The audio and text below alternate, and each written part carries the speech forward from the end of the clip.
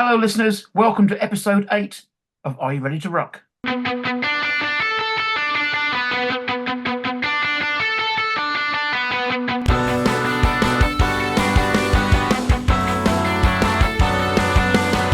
Hello, my name is Kevin Borras. Welcome to Are You Ready to Ruc, the podcast of the SPRUCE network. SPRUCE stands for Specialists Providing Road User Charging Expertise, and I am joined by our 8th road user charging expert. It's Nina Elter. Hi, Nina. Hey, Kevin. How are you doing? I'm good. How are you? Good. Thanks for having invited me. Well, no, of course not. I was hoping we'd have you one of the first 2, but you're the 8th of the 11.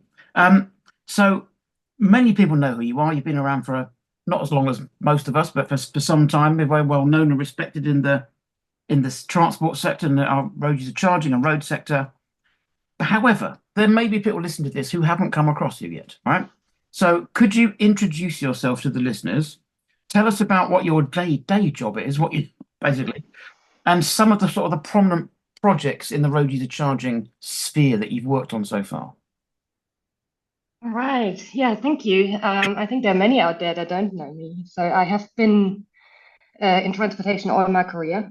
Over the past several years, I have also done a lot of learning in the sustainability space. And since the beginning of last year, I've kind of full-time focused on building up my own consultancy, New Road Consulting, with the focus on strategic planning, with the purpose of helping to accelerate the move to a sustainable transportation system.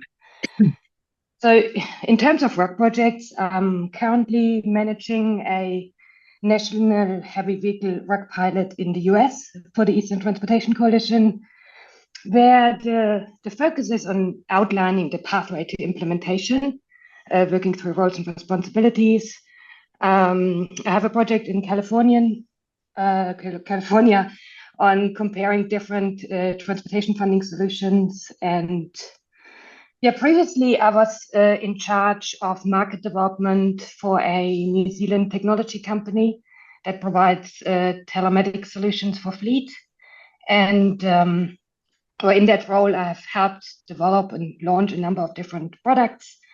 For example, I had the company enter the US market on the back of the electronic rate mileage tax solution. And I've been working globally on educating governments and other entities on possibilities and challenges and how technology can help.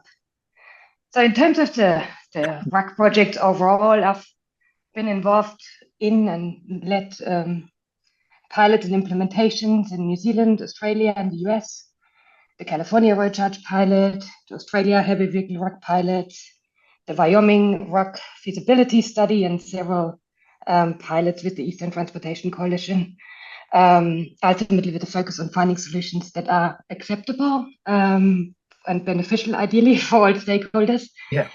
And I'm working with the International Road Federation. That's also where I've been working very closely with the founder of SPRUCE, Steve, where we co-chaired the road pricing committee. And right now I'm a senior advisor to them, liaising with the committees on road pricing, ITS, and road safety. Excellent. So thank you for finding the time in your busy day to talk to me. Somehow managed to fit me in. Excellent. Thank you. So the idea of SPRUCE, as we've mentioned in the previous episodes, SPRUCE is a partnership of road user charging experts, but you all bring something new or different or unique to the, I'm going to say, I always say this, table or party. It's up to you. So what is your unique selling point? What do you bring to the SPRUCE that maybe the others don't? The female touch, perhaps. No. But I do believe that often I do bring an alternative perspective. I'm an economist with a focus on strategic planning, really helping to define the big picture and then translating it into practical, actionable steps. So I think in many projects, I've acted as a translator or a bridge between engineers and policymakers and the user. And my role often involves being the relator as well, bringing together different viewpoints and knowledge, ensuring that they're understood and in the end aligned. And I mean, I think for a RUC or any tech system, ultimately it does need to fit within the social system, the policy side of things. And I think that's where I'm best able to help. I naturally think in systems, I'm always curious in how things are connected and how they impact people and how it's being perceived as well. And like, for example, how data that is collected in one side can be used in another side, how a change in the system might affect different stakeholder groups. Because, I mean, I believe ultimately everything is interconnected. And being a good German, I love me some efficiency. So, if, for example, in RUC, you consider the rates and how fair rates influence vehicle choice, but then well-maintained infrastructure can lead to cost and carbon savings.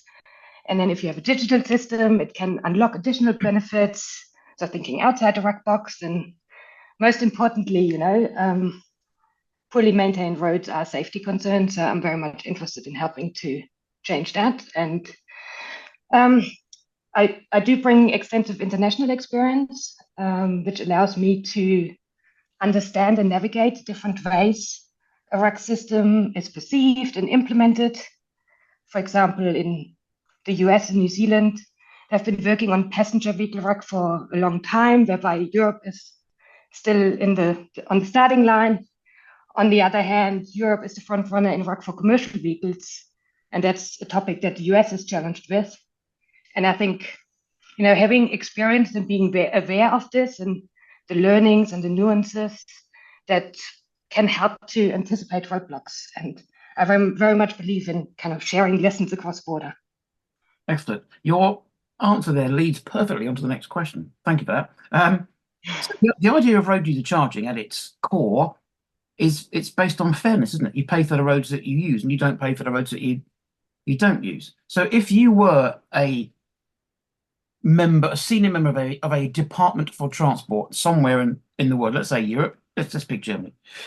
Based on your current experience, then what would you consider to be the top 3 factors that have to be taken into account when implementing a road user charging program? Because there's lots. There's many things you have to take into consideration and think about deeply. But what are the top 3 that are must-haves? Yeah, it's a very difficult question. There is quite a bit that needs to be considered, but I think I first would like to touch on fairness, because I personally believe it's fair, but it's very much a matter of perception. What do people feel is fair? Do they think it's fair to pay based on the K, based on the mile? Or do they consider it fair to pay a lump sum so that everyone pays the same amount?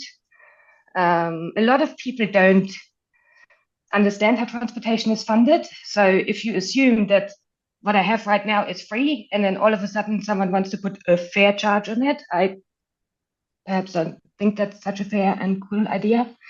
But I also think we live in a demanding world where people expect more from organizations. They want better service, but they don't want to, or they can't pay more taxes. And in such tough economic times, any new cost, even a fair one, can be seen as an added strain. I think, in essence, the challenge with fairness in RUC is not just about the concept, but how it's perceived by the public. But back to your question, sorry, when implementing a RUC system, I think it's not just about selecting the most advanced technical solution. It needs to be the right technology, but ultimately it's about effective change management.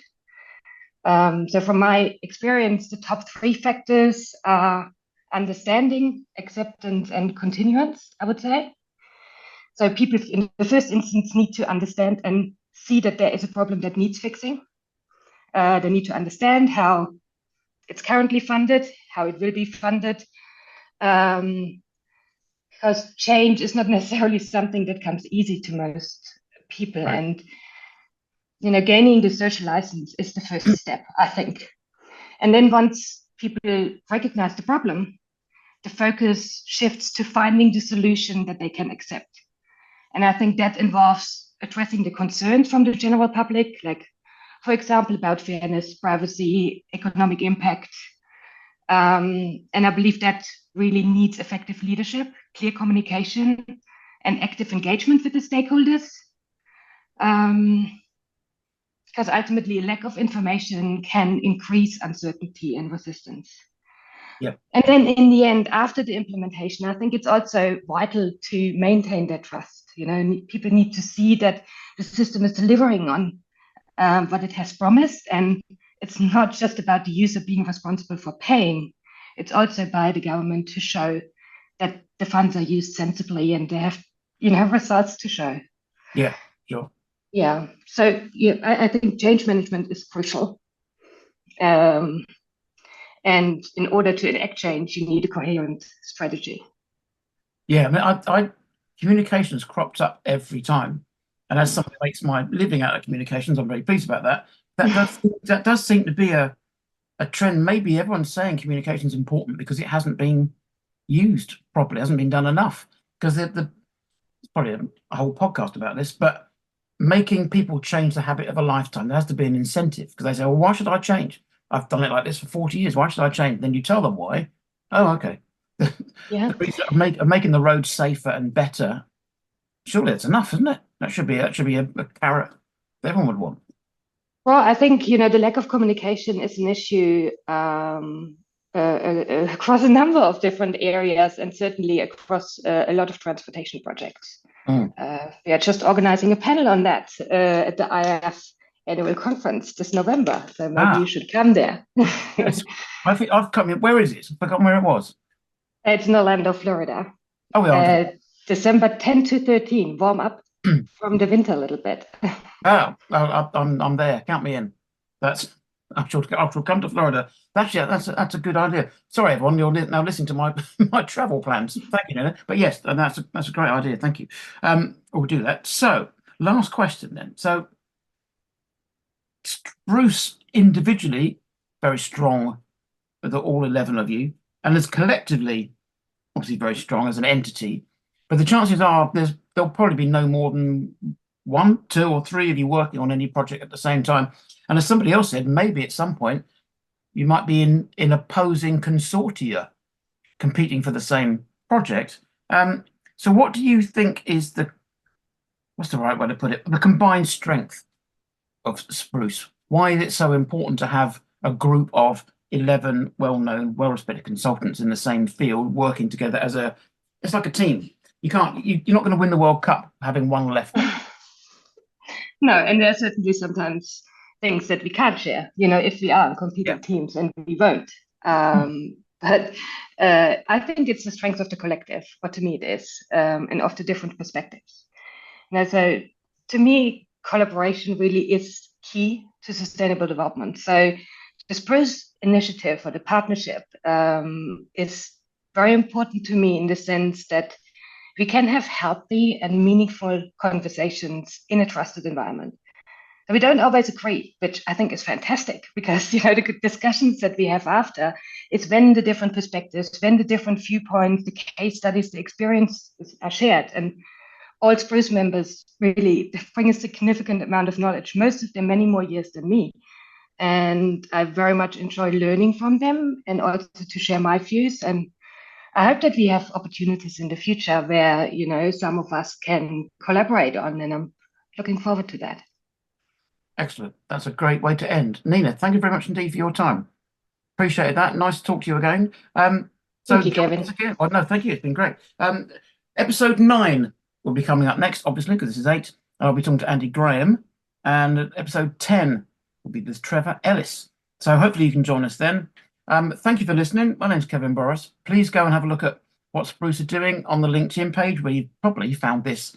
There is no website. People keep asking, what's the SPRUCE website? There is not one, and there is not going to be one. It's been decided to eschew the route of the website and go from LinkedIn, word of mouth, all that kind of stuff. So this is going to be an interesting project to keep track of. So thanks once again, and join us soon for Andy Graham episode 9.